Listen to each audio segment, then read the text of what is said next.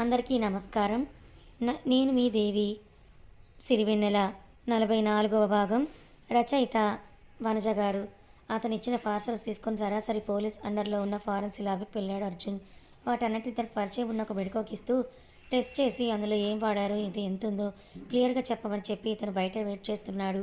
అరగంట తర్వాత అర్జున్తో మాట్లాడి అతను బయటకు వచ్చి, సార్ మీరు రేపు పొద్దున్నే రండి, ఇప్పటికి ఇంకా మాకేం అర్థం కావడం లేదు, చూస్తుంటే చాలా డేంజర్ లాగా అనిపిస్తోంది, మాకు ఎగ్జామినేట్ చేయడానికి ఇంకా టైం కావాలి, ప్లీజ్ మీరు రేపు పొద్దున రాగలరా అని అడగటంతో అర్జున్ ఓకే అని అన్నాడు. కానీ ఎటువంటి మిస్టేక్ చేయకూడదు, హైయర్ ఆఫీషియల్స్ నుంచి ఫోన్ వచ్చిందా, వాట్ ఎవర్ ఇట్ బేబీ, నాకు ఒరిజినల్గా అందులో ఏముందో అదే కావాలని చెప్పడంతో అతను సరే అన్నట్టు తలూపాడు. ఇక రిటర్న్ బయలుదేరిపోయాడు అర్జున్. ఇక్కడ ఒక చిన్న మూమెంట్ జరిగింది. మన అర్జున్కి వెన్నెలకి యూనిఫామ్ వేసుకున్న ఇప్పుడు సారథి తీసిన పిక్స్ అర్జున్కి పంపించాడు. జీప్లో వెళ్తూ వెళ్తూ ఫోన్ ఓపెన్ చేసిన అర్జున్కి సారథి నుంచి వచ్చిన ఆ ఇమేజెస్ కనిపించడంతో వీటిని సిరి చూస్తే ఎలా ఫీల్ అవుతుంది, తను ఎలా రియాక్ట్ అవుతుంది అని అన్న ఉద్దేశంతో వెంటనే వాటికి సిరికి ఫార్వర్డ్ చేశాడు అర్జున్.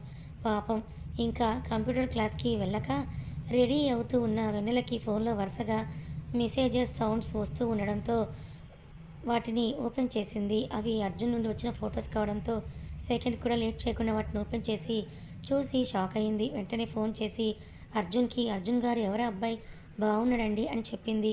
నీకెవరో అర్థం కాలేదని అర్జున్ అడగటంతో లేదండి, హైట్ బాగానే ఉన్నాడు, లావు బరువు కూడా ఓకే, కానీ ఎక్కడో చూసినట్టుంది అర్జున్ గారు, నాకు తెలుసంటారా, అలా స్కూల్ చదివే పిల్లలు ఎవరైనా అని సిరి తిక్కగా మళ్ళీ అర్జున్ని అడగడంతో అసలు దీనికి నేను ఎందుకు ఫొటోస్ పంపించానన్న ఉద్దేశంతో తన సెల్లుతో తన తలను కొట్టుకొని పిచ్చిదానా నేనే అక్కడ అని చెప్పాడు అర్జున్. ఏంటి మీరేనా అర్జున్ గారు, నాకు అస్సలు నమ్మాలనిపించడం లేదు. ఏం కాదు, మీరెవరో దారిన వెళ్ళే అబ్బాయిని చూసి ఫోటో దిగి నాకు పంపించుంటారు నన్ను ఆట పట్టించడానికి, కానీ నేను చాలా క్లెవర్ని కదా, అందుకే కనిపెట్టేశాను, అది మీరేం కాదు అక్కడ ఉన్నది అని అంటూ సిరి కాన్ఫిడెంట్గా చెప్పడంతో అవునా అంటూ ఇంకో ఫోటో వస్తుంది అది చూడు అని మాస్క్ పెట్టుకోకముందు యూనిఫామ్లో ఉన్న ఫొటోస్ని పంపించాడు అర్జున్.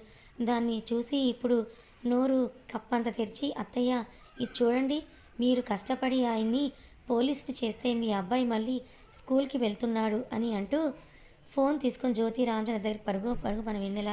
ఆ ఫోటో చూసిన జ్యోతి అర్జున్ స్కూల్ డేస్ మెమరీస్లోకి వెళ్ళిపోతే వెన్నెల మాత్రం అర్జున్ గారు ఇప్పుడు ఎందుకు తమరు స్టూడెంట్ గెటప్ వేశారంట అని అడిగింది.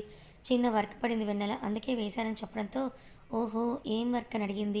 అవన్నీ నీకు చెప్పేవి కాదులే, కానీ చిన్న కేసు విషయం అని చెప్పాడు అర్జున్. ఆహా కేసు విషయమా, సరే అర్జున్ గారు అంటూ డల్ అయిపోయింది. ఆమె వాయిస్లో ఫ్రీక్వెన్సీ క్యాలిక్యులేట్ చేస్తూ చిన్న కేసులే సిరి అని చెప్పి కాసేపు ఆమెతో నార్మల్గా మాట్లాడి ఫోన్ కట్ చేశాడు.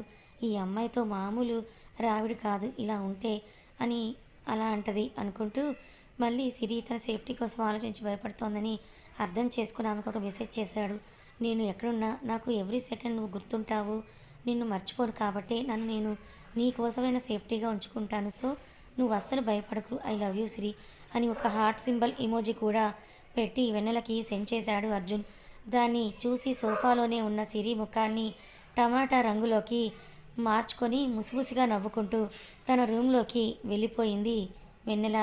ఇదిలా వదిలేస్తే అర్జున్ మరుసటి రోజు మళ్ళీ ల్యాబ్కి బయలుదేరాడు. కానీ అతనికి డీజీపీ ప్రసాద్ నుంచి ఫోన్ వచ్చి ఆఫీస్కి వెళ్లాల్సిన పని పడింది. అక్కడికి చేరుకొని ప్రసాద్ ఎదురుగా నిలబడి స్టిఫ్గా సెల్యూట్ చేశాడు అర్జున్. ఆఫీసర్ నీకు ఇక్కడ అన్నీ కంఫర్ట్గానే ఉన్నాయి కదా అని అడిగాడు ఆ డీజీపీ. ఇంపార్టెంట్ వర్క్ అని పిలిచి ఇప్పుడేంటి ఇలా నార్మల్ థింగ్స్ అడుగుతున్నాడని అర్జున్ అనుకున్నాడు. కానీ అర్జున్కి తెలియదు ఏంటంటే అతన్ని కావాలని అక్కడికి పిలిపించారు, ప్లస్ టైం వేస్ట్ చేస్తున్నారని. సార్ అని పిలిచాడు అర్జున్. చాలాసేపటి నుంచి డీజీపీ ఆఫీస్లోనే ఉండడంతో అర్జున్ మీతో కాస్త వర్క్ ఉంది, అందుకే మిమ్మల్ని ఉండమన్నాను అని చెప్పి ప్రసాద్ అర్జున్ వెయిట్ చేస్తుంటే నిజంగానే వర్క్ ఉందేమో అనుకున్నాడు. 2 గంటల తర్వాత అర్జున్ వెళ్ళమని చెప్పాడు డీజీపీ. సార్ నాతో ఏదో వర్క్ ఉందని అన్నారు అని అడిగాడు అర్జున్. అప్పటి వరకు తనతో ఏ వర్క్ కూడా చేయించుకోకపోవడంతో అదేం లేదయ్యా, నీ అవసరం పడుతుందేమోనని నిన్ను రమ్మని చెప్పాను, నేను క్లియర్ చేసేసానులే అంతా కూడా, నువ్వు ఇంకా వెళ్ళి నీ ఆఫీస్కి అని చెప్పేసి ప్రసాద్ అనడంతో ఆలోచిస్తూనే ఓకే సార్ అని చెప్పిన మరోసారి సెల్యూట్ చేసి సారథి డ్రైవింగ్లో ల్యాబ్కి వెళ్ళాడు అర్జున్. అర్జున్ సార్, ఆ, డీజీపీ ప్రసాద్ ఏం చెప్పాడు? ఏం లేదు సారథి, ఏదో వర్క్ ఉందని రమ్మన్నాడు అని చెప్పి ఆయన చెప్పిందే యాస్టీజ్గా సారథికి చెప్పి ల్యాబ్ రావడంతో జీప్ దిగాడు అర్జున్. సారథి నువ్వు ఇక్కడే ఉండు, నేను వెళ్ళి కనుక్కొని వస్తానని అర్జున్ లోపలికి వెళ్ళాడు. ఏదో సెన్స్ చేస్తున్నాడు కానీ అదేమిటో అర్జున్కి అర్థం కావడం లేదు. ల్యాబ్ చూస్తే అంతా నార్మల్గానే ఉంది. తనకు తెలిసిన అతని దగ్గరికి వెళ్ళి హాయ్, టెస్టింగ్ అయిపోయిందా, ఏమైనా తెలిసిందని అడిగాడు అర్జున్. నో సార్, మీ గెస్ రాంగ్. ఈ ఐస్ క్రీమ్స్లో మీరు అనుకున్నట్టు డ్రగ్స్ ఏం లేవు. నిజంగా టేస్టీగా ఉండడం వల్ల పిల్లలు ఎక్కువగా ఈ ఐస్ క్రీమ్స్ కావాలంటున్నారని చెప్పి క్లియర్ రిపోర్ట్ అర్జున్ చేతికిచ్చాడు అతను. కానీ అతని చేతుల్లో అనుకో అర్జున్కి ఆల్రెడీ తెలిసిపోయింది సంథింగ్ ఈజ్ రాంగ్ అనుకుంటూ ఓకే ఆర్ యూ షూర్ అని అడిగాడు Arjun. Yeah sir, అట్స్ absolutely correct. మీరు వీటి మీద డౌట్ పడాల్సిన అవసరమే లేదని చెప్పాడు. ఓకే అన్నట్టు తలూపి అర్జున్ వెళ్తుంటే గట్టిగా సార్ అని పిలిచాడు అతను. అర్జున్ వెనక్కి తిరిగి చూశాడు.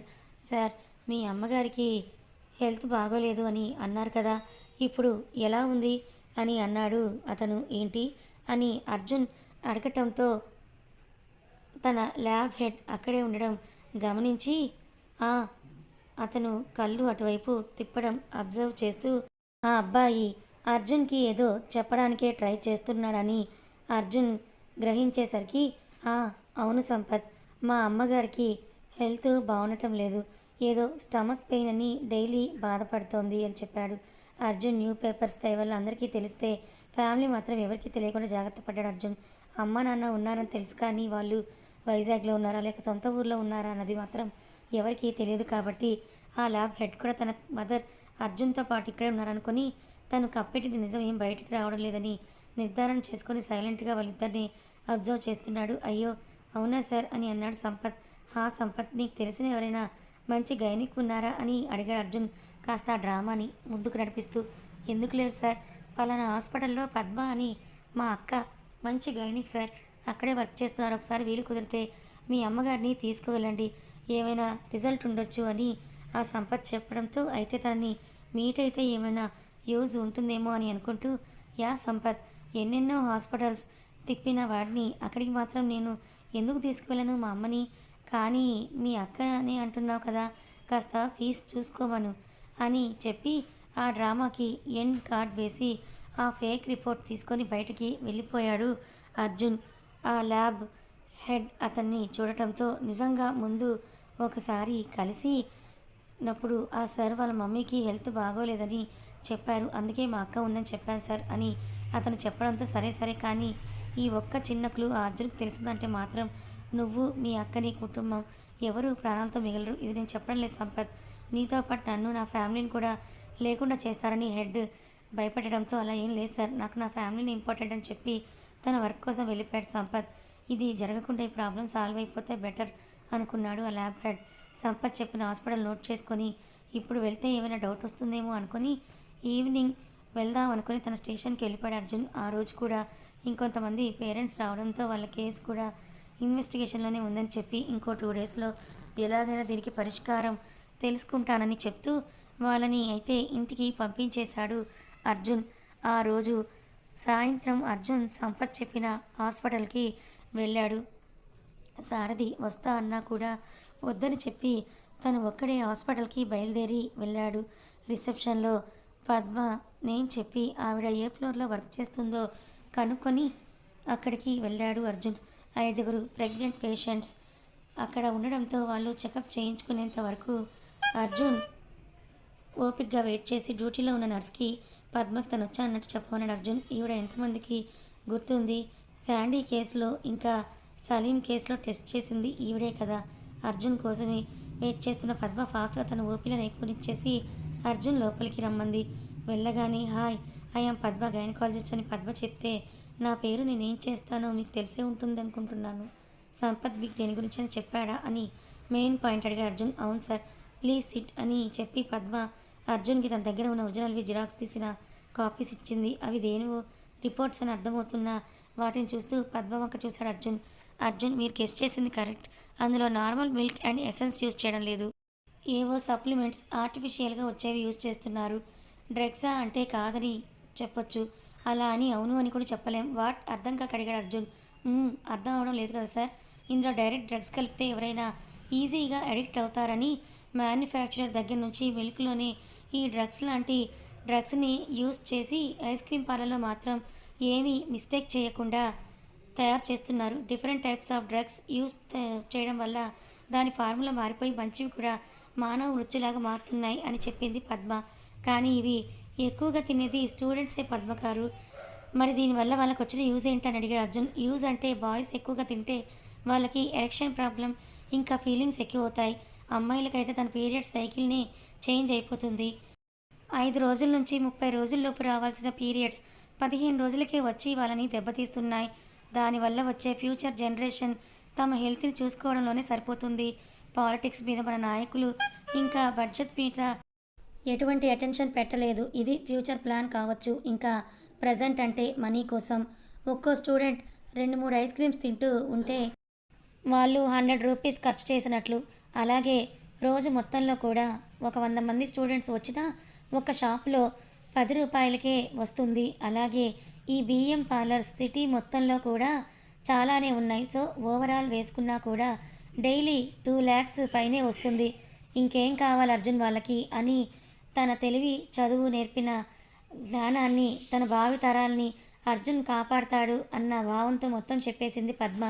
అంతా విన్నాక అర్జున్ మైండ్ నిజంగానే పనిచేయడం ఆగిపోయింది. అతని పరిస్థితి చూసి పద్మ వాటర్ తాగించి మీరు ఇదొక్క విషయం తెలుసుకుని ఇంత షాక్ అయితే మన సమాజంలో ఇంకా ఎన్నెన్ని దుర్మార్గాల్ని చూసి వెనకడుగు వేస్తారా అర్జున్ అని అడిగింది పద్మ. లేదు అన్నట్టు తలూపి ఎవరిదంతా చేశారని అడిగాడు అర్జున్. నిజానికి అర్జున్ కొన్ని నెలల కిందటే వైజాగ్ వచ్చాడు.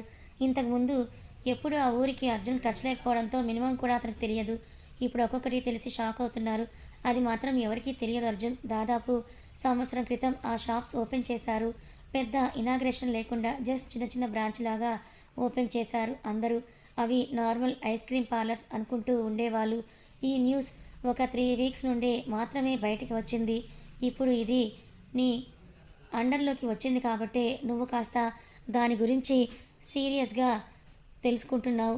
అదే ఇంకో ఏసీపీ అయ్యుంటే మాత్రం ఏదో ఒకటి రాసి కేసు మొత్తానికే కొట్టేసేవాడు అని మొత్తం కూడా చెప్పింది పద్మ. మరి ఈ విషయాలన్నీ సంపత్ చెప్పకుండా ఎవరు ఆపారు? ఎందుకు దొంగచాటుగా మీకు ఈ పేపర్స్లు ఇచ్చి మిమ్మల్ని నన్ను కలవమని చెప్పాడు అని అడిగాడు అర్జున్. అసలు ఎవరు ఏమన్నారో కూడా నాకు ఎగ్జాక్ట్గా తెలియదు. నైట్ లేట్ అయిందని కాల్ చేస్తే అక్క నేను నైట్ ఇంటికి రాను వర్క్ ఉందన్నాడు. పొద్దున్నే హడావిడిగా ఈ పేపర్స్ నా చేతిలో పెట్టి అందులో ఏముందో అంతా క్లియర్గా చెప్పాడు.